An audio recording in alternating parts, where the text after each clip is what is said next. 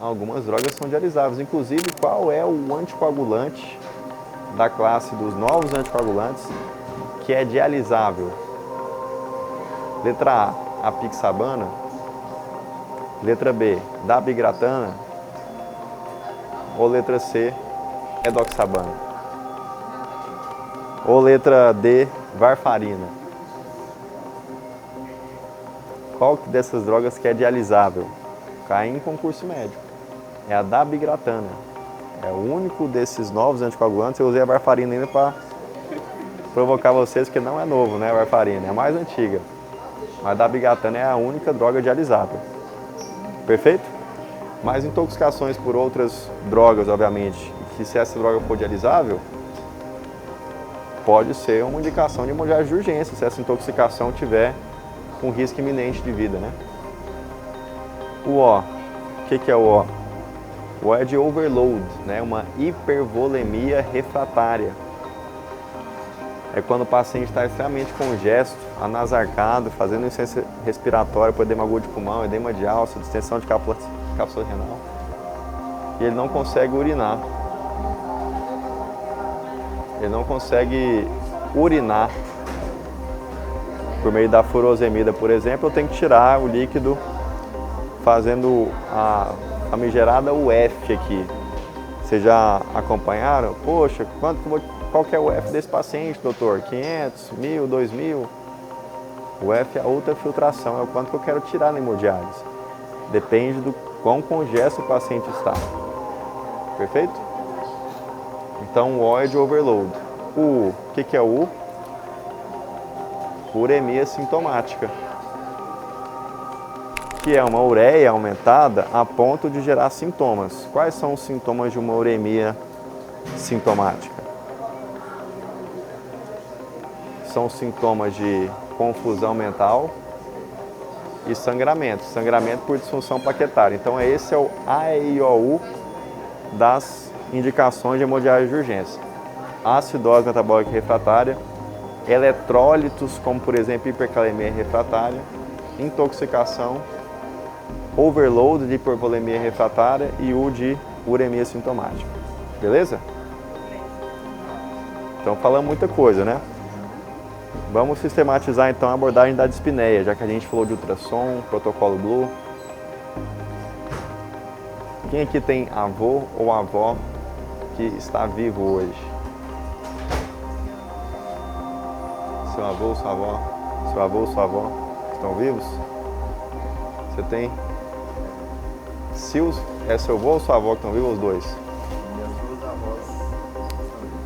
Se sua avó procurasse o pronto-socorro hoje, agora, eu apostaria que seria por conta de dispneia. E sendo por causa de dispneia, que é falta de ar, eu aposto que é por causa de insuficiência cardíaca aguda descompensada. Por que eu estou falando isso?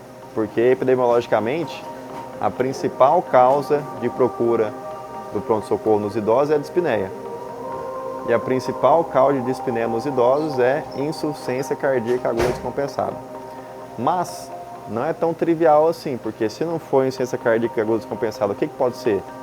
Pode ser muita coisa. E um estudo do Critical Care famoso de 2006 mostrou que médicos erram o diagnóstico de dispneia em até 32% das vezes, quando na verdade é um TEP e o médico faz um diagnóstico de DPOC, quando é uma insuficiência cardíaca aguda descompensada e é feito um diagnóstico de pneumonia. Então qual que é o fluxograma?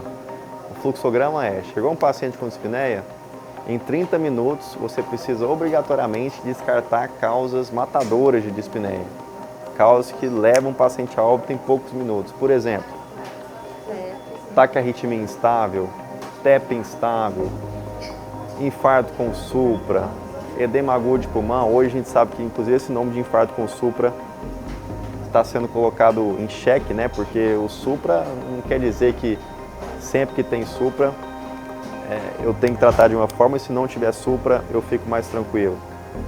Então existe essa discussão, né, sobre a nomenclatura, se vai mudar ou não. A gente acredita que tem que mudar, inclusive o professor que sugeriu essa mudança, que é o Dr. José de Alencar, cardiologista brasileiro aqui, o José de Alencar, ele é professor da nossa pós. Você já viram aula dele ou não? Perfeito.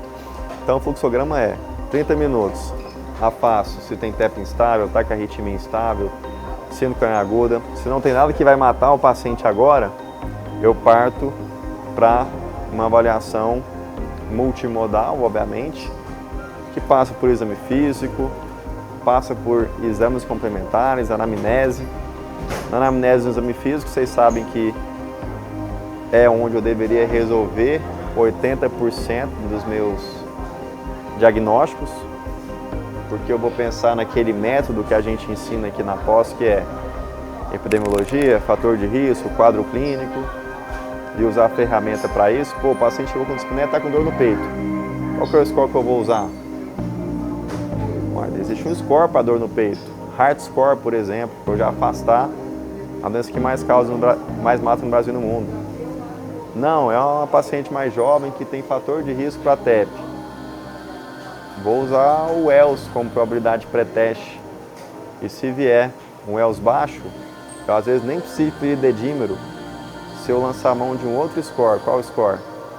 Score PERC. Então aqui eu sempre faço questão de falar para vocês os nomes desses scores e dessas ferramentas, porque no nível de capacitação que vocês estão, para se tornar referência, tem que se embasar em evidência. Porque o paciente grave tem muita evidência do que dá certo, do que dá errado e como raciocinar. Então vocês têm que saber quais são os scores de diagnóstico, prognóstico para TEP, para síndrome coronariana aguda, para DPOC. Todos eles têm. Tem scores, tem ferramentas, tem fluxogramas que te direcionam para o raciocínio correto. E aí, gostou do vídeo? Se você gostou, eu quero que você me fale com um gesto, que é clicar em gostei, porque isso vai fazer com que mais vídeos como esse sejam mostrados até você. E para ajudar outras pessoas, inclusive outros médicos, na nossa missão de 1 milhão de vidas salvas nos próximos 10 anos, comenta aqui o que você já viveu de experiência em relação a esse tema, o que você quer ver no conteúdo da Liberdade Médica. Olha o tanto de vídeo legal que pode gerar valor para sua formação médica, que vai aparecer aqui do lado. E principalmente, para você dar o próximo passo em relação à confiança, eu quero te apresentar o programa de formação médica que mais cresce no Brasil e o mais bem avaliado, segundo avaliações públicas do Google. Deixei o link descrito aqui, o link fixado para você conhecer. Conhecimento que liberta.